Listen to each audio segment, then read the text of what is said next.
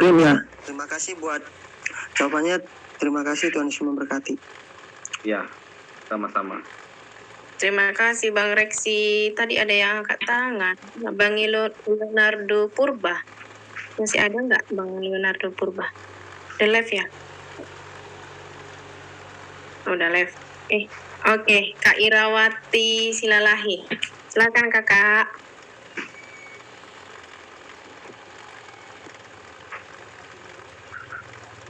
Silakan, ayo. Ito Iriawati ya. Ya, salam kenal Bang buat Bang Dedi. Ya, salam kenal, shalom. Aku mau bertanya Bang gini kan. Kan kita hidup terus itu kita mati perginya kemana sih? Ke surga? Betul langsung naik ke surga kan? Bersama-sama Bapak di dalam Firdaus atau gimana? Karena kan kalau orang baru meninggal katanya hantunya datanglah, piringnya jatuhlah, apalah kan gitu kan Bang kan. Terus kalau di kitab Wahyu kan ada tertulis juga tentang hari penghakiman gitu. Jadi mau bertanya itu aja, kemana sih kita setelah mati gitu? Apa betul roh kita masih di dunia ini kah? Jalan-jalan kayak mana gitu? Ya, oke. Terima kasih untuk pertanyaannya. Ada lagi?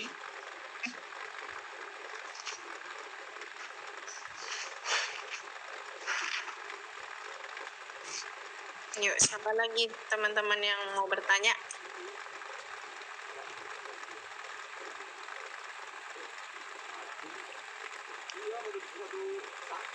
Yuk, Bang Lambo, ada pertanyaan nggak Bang?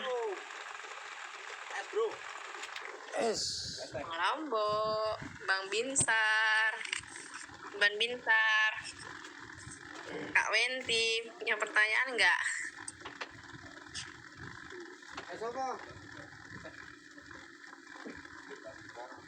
Ya, kalau tidak ada pertanyaan, mari kita menunggu. Kita menjawab pertanyaan dari Ito Irawati Silalahi ya kan. Katakan bahwa ketika kita mati, apakah kita nanti akan ke surga gitu kan.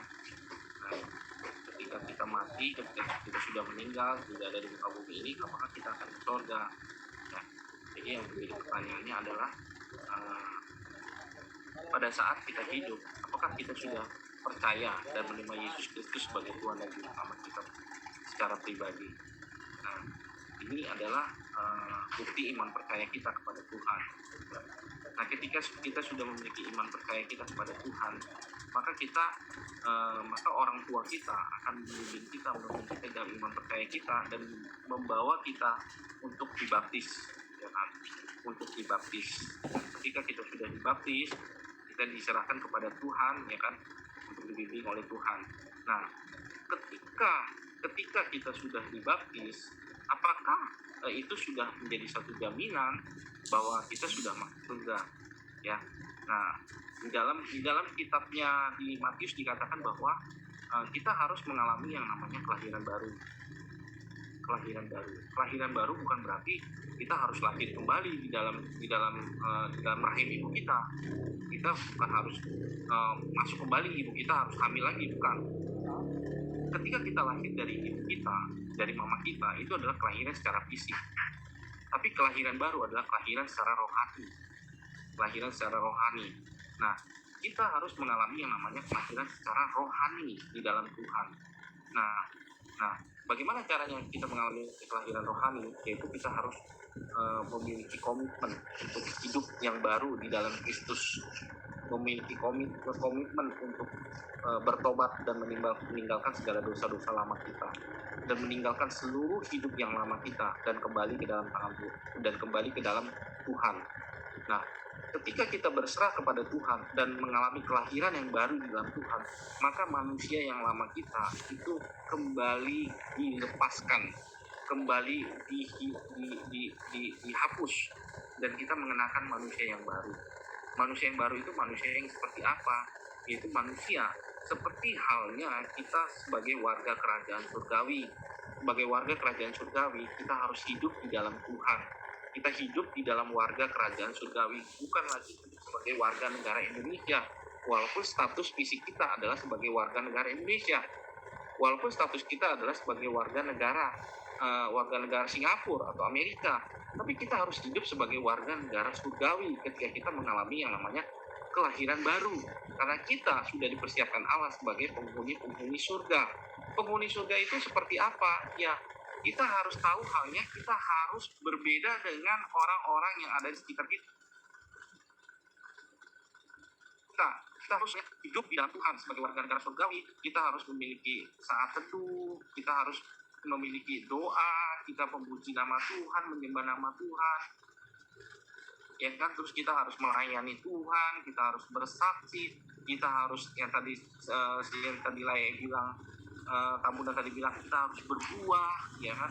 Nah, itulah hidup yang baru, itulah manusia baru yang harus kita alami di dalam kehidupan ini. Nah, syarat-syarat itulah yang harus dipenuhi untuk kita bisa masuk ke dalam kerajaan surga. Makanya Nikodemus dia mengatakan, bagaimana caranya aku bisa masuk kembali ke dalam rahim ibuku?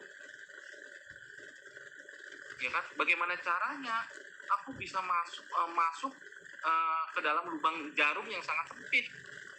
Ya kan? Nah, ini adalah suatu hal yang ketidakmengertian beliau mengenai kelahiran baru. Kelahiran baru adalah kelahiran secara rohani, kelahiran manusia yang baru secara rohani di dalam Tuhan. Makanya kita harus mengalami kelahiran baru. Kita harus meninggalkan manusia-manusia lama kita.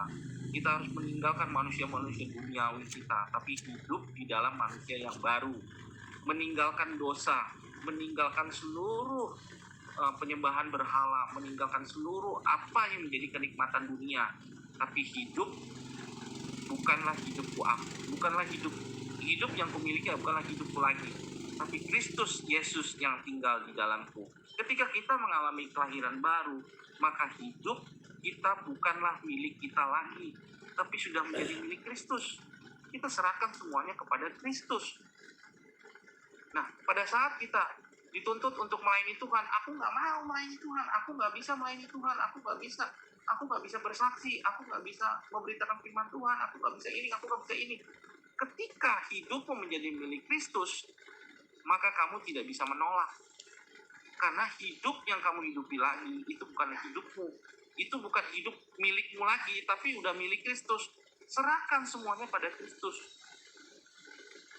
Ketika hidupmu harus dipertentangkan kepada orang yang kelaparan karena makan, sedangkan engkau butuh uang tersebut karena uangmu sudah menipis, apa yang harus kau lakukan? Hidup yang kau miliki bukan hidupmu lagi, kau harus beri orang itu makan, walaupun secara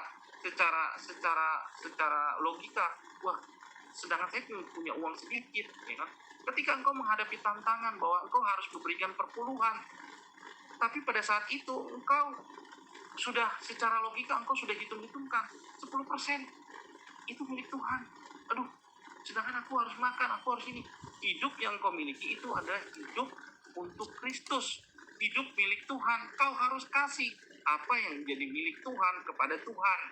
Perpuluhan itu adalah milik Tuhan. Jangan kau tahan-tahan, jangan kau tunda-tunda, tapi serahkan semuanya kepada Tuhan. Itulah hidup yang baru dalam Tuhan, hidup yang berkemenangan dalam Kristus. Jadi untuk itu yang tadi Irawati tadi mengatakan harus mengalami kelahiran baru, harus mengalami hidup yang baru, tercipta manusia yang baru di dalam Kristus, manusia secara rohani baru, ya kan? Aku gak bisa bangun pagi, gak bisa saat teduh. Ketika hidupmu sudah menjadi milik Kristus, engkau harus berjuang, engkau harus berusaha. Bangun pagi, saat teduh. Aduh Tuhan, aku malas berdoa. Aku hari ini bete, aku hari ini banyak masalah, aku hari ini banyak pergumulan. Ketika engkau merasa jenuh, merasa bete, hidup yang engkau miliki itu bukan hidupmu lagi, tapi Kristus. Berdoa. Taat sama Tuhan. Aduh Tuhan, aku gak bisa beribadah. Ibadahnya sekarang secara offline, secara online. Aku gak bisa ibadah kayak begini, aku gak bisa ini. Nah, tapi kalau offline aku pandemi corona, aduh aku gak fokus. Ketika hidup bukan hidupmu lagi, tapi hidup Kristus yang tinggal dalam. Ibadah harus ibadah. Jadi tanggalkan manusia lama, tanggalkan keduniawianmu, tanggalkan seluruh manusia lama kita. Hiduplah di dalam Kristus dan tinggallah di dalam Kristus. Karena pada saat nanti engkau dipanggil ke surga, apa yang engkau lakukan di muka bumi ini, ya kan, sebagai manusia baru, itu pun akan kau lakukan di kerajaan surga kan, kerajaan surga Tuhan. Jadi hiduplah di dalam kehidupan yang baru, lahir baru, jadi manusia baru, lahir baru di dalam roh, bukan lahir baru, bukan masuk ke dalam rahim maksudnya, bukan kembali lagi ke rahim ibu lalu dikeluarkan lagi, gitu. bukan itu lahir lagi langkang, lahir susu secara beruang, tamu oksigen, kira-kira gila. terjawab. Di sini aja, cek nggak? Gini, Bang mau tanya lagi kan, Ada juga jika gila harganya, Bang. harus setelah dibaptis itu harus mengikut Tuhan Yesus, harus mengikuti perintah-perintahnya. Terus kalau kita buat dosa lagi setelah sudah dibaptis, jatuh ke dalam dosa lagi, kan tidak seperti baptisan ini, yang lama sudah berlalu, yang baru sudah datang dan memulai hidup baru yang segambar dengan Allah dan menaati semua perintah-perintahnya. Terus kalau kita terjatuh lagi dalam dosa gitu, berdosa lagi, masihkah kita masuk ke surga gitu? Sedangkan di kitab Wahyu dituliskan kalau ada hari penghakiman, dibuka itu buku kehidupan kita gitu. Akan ditimbang dosa sama pahala. Oke. Jadi ini mengenai masalah dosa ya. Nah, ketika kita sudah lahir baru, kita sudah manusia baru, apakah kita bisa jatuh dalam dosa? Bisa. Kenapa kita bisa jatuh dalam dosa? Karena natur manusia kita adalah natur orang berdosa.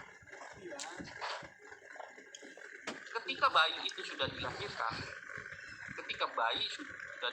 ke dalam rahim ibunya, kalau orang Islam atau mungkin dari doktrin yang lain ya kan, kalau doktrin kami ya kan mengatakan bahwa ketika bayi dilahirkan dari ibunya, maka bayi itu sudah berdosa, walaupun secara natur dia kan belum bisa berbicara, dia belum bisa bertindak, dia belum bisa bertingkah laku, dia sudah berdosa. Kenapa? Karena dia memiliki dosa keturunan. Dosa keturunan siapa? Dosa keturunan dari Adam dan Hawa yang sudah jatuh ke dalam dosa melalui buah pengetahuan yang dilarang Tuhan untuk dimakan. Itu adalah dosa keturunan yang dimiliki daripada bayi yang baru lahir. Nah, ketika manusia itu sudah lahir baru, dia sudah hidup baru, apakah dia bisa berdosa? Bisa berdosa. Kenapa dia bisa berdosa? Karena dia masih memiliki natur orang berdosa. Tapi bedanya apa antara orang yang sudah lahir baru sama orang yang tidak lahir baru? Bedanya adalah orang yang telah mengalami kelahiran baru, orang yang telah mengalami hidup yang baru, manusia yang baru di dalam Kristus, hidupnya sudah milik Kristus. Ketika dia sudah berdosa, maka Roh Kudus berkenan memimpin dia, menuntun dia, menginsafkan dia, menyadarkan dia untuk dia kembali datang kepada Tuhan, untuk dia kembali bertobat datang kepada Tuhan. Jadi apakah manusia yang baru, baik itu pendeta, baik itu majelis atau situ atau apapun juga, bisa melakukan dosa? Bisa melakukan dosa, karena kita masih natur manusia berdosa.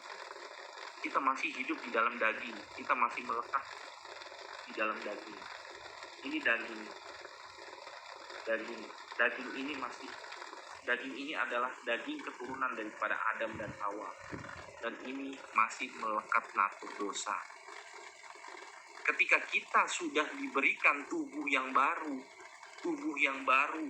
oleh Tuhan melalui proses kematian yang terjadi, dan Tuhan berikan tubuh yang baru, itulah tubuh yang mulia, tubuh yang suci, tubuh yang kudus. Kalau tubuh saat ini yang kita miliki itu adalah tubuh orang berdosa. Itu perbedaannya. Jadi perbedaan antara orang yang sudah lahir baru sama orang yang tidak lahir baru, ketika dia melakukan dosa, orang yang tidak lahir baru ketika dia melakukan dosa, dia akan menikmati dosa tersebut. dia akan terus menikmati dosa tersebut dan membuahi dosa tersebut dan hidup dalam dosa tersebut. Tetapi orang yang sudah lahir baru, ketika dia sudah berdosa, ketika dia sudah melakukan dosa, Roh Kudus berperan, menginsafkan, menyadarkan dan memimpin dia untuk bertobat datang kepada Tuhan. Sehingga orang yang lahir baru ini akan bertobat, menerima pengampunan Tuhan dan memohon Tuhan, meminta kekuatan dari Tuhan untuk hidup senantiasa kudus, suci dan mulia. Walaupun terkadang kita di dunia ini memang harus berjuang, kita harus berjuang untuk hidup kudus, hidup suci, hidup terus memuliakan nama Tuhan, karena hidup kita saat ini adalah naturnya adalah orang berdosa, karena kita masih di dalam tubuh orang berdosa. Jadi kita harus berjuang dan berusaha senantiasa untuk hidup di dalam jalannya Tuhan. Bagaimana, kira-kira terjawab? Bang Dedi, kalau yang itu di hari penghakimannya? Di hari penghakiman apa itu? Di hari penghakiman ketika nanti kita sudah meninggal atau mati, kita tidak seperti orang Islam ya. Tidak ada ibarat timbang menimbang antara perbuatan baik, perbuatan jahat, ya kan, amal dan perbuatan, ya kan. Kita tidak ada menimbang hal tersebut, tetapi kita itu sudah dijaminkan oleh Tuhan. Kita sudah diberikan kepastian oleh Tuhan bahwa kita akan selamat, dan kita akan penghuni surga, ya kan. Tuhan akan datang. Di kitab Al-Quran, kitab Alkitab pun dikatakan bahwa Nabi Isa akan datang turun ke dunia untuk membangkitkan orang-orang yang telah mati, ya kan. Nah, itu pun tertulis di Al-Quran, dan tidak ada yang namanya menimbang tentang amal dan perbuatan kita, ya kan. Kita mesti berpuasa. Mengapa kita berbeda dengan orang yang ada dengan orang beragama di luar kita gitu? Karena kita sudah diberikan jaminan kepastian keselamatan oleh Tuhan, dan yang harus kita lakukan adalah kita bersyukur kepada Tuhan. Bersyukur dengan apa? Kita melayani Dia, kita bersaksi untuk Dia, kita menginjili Dia, kita menjadi berkat buat orang, kita terus boleh menjadi terang buat orang yang ada di sekitar kita, membantu rakyat miskin, terus menolong banyak orang. Itu yang kita lakukan. Kita bersyukur kepada Tuhan. Kenapa? Karena kita sudah diselamatkan. Jadi pada hari penghakiman nanti, kita tidak sudah perlu takut, karena Tuhan sudah pasti menyelamatkan kita. Ketika kita sudah menerima Kristus sebagai Tuhan dan Juru Selamat, dan kita bertumbuh di dalam iman kita kepada Tuhan, kita pasti selamat. Tapi kita harus lahir baru, memiliki manusia yang baru di dalam Tuhan. Gitu. Jadi kita tidak perlu takut. Gitu. Apakah kita akan selamat? Apakah kita tidak akan selamat? Amal perbuatan saya begini, saya kan jahat, saya kan orangnya begini, saya orangnya begini. Nah, kita pasti selamat. Tapi keselamatan yang seperti apa? Terkadang banyak orang keselamatan ditawar-tawar, keselamatan dianggap murah. Darah Yesus yang sudah tercurah di Bukit Golgota, di kayu salib, itu darah, bukan darah murahan. Itu darah yang mahal, darah yang sangat bernilai dan sangat berharga. Dan Dia telah rela mati untuk kita. Bapa memandang kita karena Kristus, bukan Bapa memandang manusia karena manusia baik, karena manusia itu sopan, karena manusia itu tidak melakukan kejahatan. Bapa bukan memandang itu. Bapa memandang Kristus Yesus, sehingga hubungan yang tadinya pecah antara Bapa dengan manusia kembali diluruskan, kembali diperbaiki oleh tubuh Kristus, oleh darah Kristus. Tadinya ada jembatan penghalang, Kristus itulah yang menjadi jembatan, darah Kristus itulah yang menjadi jembatan, sehingga kita boleh datang kembali kepada Bapa. Jadi ketika kita menerima Kristus Yesus sebagai Tuhan dan Juru Selamat kita, maka kita pasti selamat. Jadi tidak usah diragukan lagi. tidak usah diragukan lagi bahwa Kristus adalah juru selamat. Kristus adalah penyelamat kita. Dia adalah Mesias, Tuhan dan juru selamat kita. Ya kan? Di dalam Alkitab dikatakan,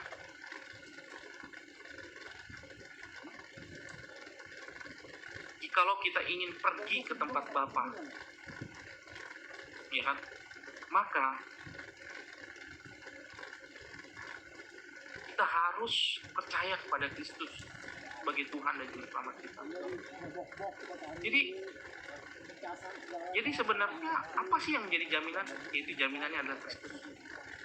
Kristus Yesus Tuhan. Ya, jadi jaminan adalah Kristus Yesus Tuhan, bukan amal dan perbuatan. Pada hari penghakiman ada amal dan perbuatan, nanti kita akan dihakimi, nanti kita akan dilihat deh, seperti YouTube yang saya lihat ya. YouTube itu banyak sekali ya, dilihat bahwa nanti pada hari penghakiman nanti kayak ada video di YouTube itu bahwa dilihat, oh dia amalnya baik ini, dia menyanjung orang miskin, oh dia ini sering bersedekah, oh dia ini sering melayani, oh dia ini sering bersaksi, ya kan? Apakah itu menjadi jaminan? Tidak, itu bukan jadi jaminan. Yang menjadi jaminan adalah Kristus Yesus Tuhan. Kita melakukan semua itu, kita melakukan semua sedekah, melayani Tuhan, bersakti, karena kita sudah diselamatkan oleh Tuhan.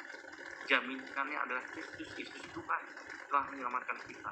Maka kita harus bersyukur dan menjadi berkat bagi banyak orang. Kira-kira terjawab? Tapi Bang Didi, ini kan ada tertulis di Wahyu 20 ayat 11 sampai 13. Dia bilang seperti ini, dan orang-orang mati dihakimi menurut perbuatan mereka berdasarkan apa yang ada tertulis di dalam kitab-kitab itu. Maka laut menyerahkan orang-orang mati yang ada di dalamnya, dan maut menyerahkan orang-orang mati yang ada di dalamnya, dan mereka dihakimi masing-masing menurut perbuatannya. Wahyu 20 ayat 11.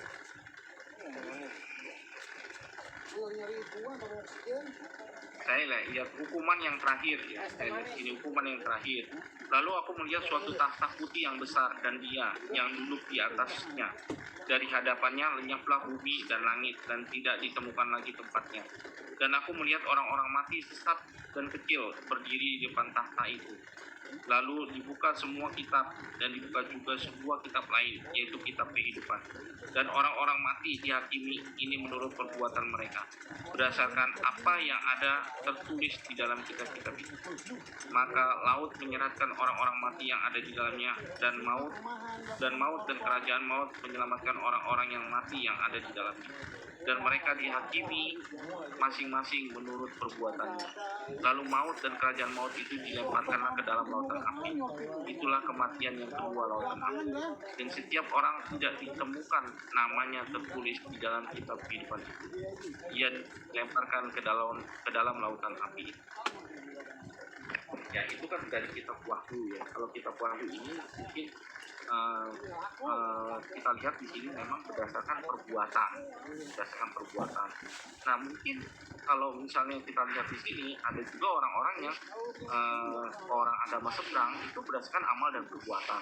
Makanya mereka sampai mereka berjuang dan berusaha untuk berpuasa selama 1 bulan lamanya, ya kan. Setelah itu mereka merayakan kemenangan.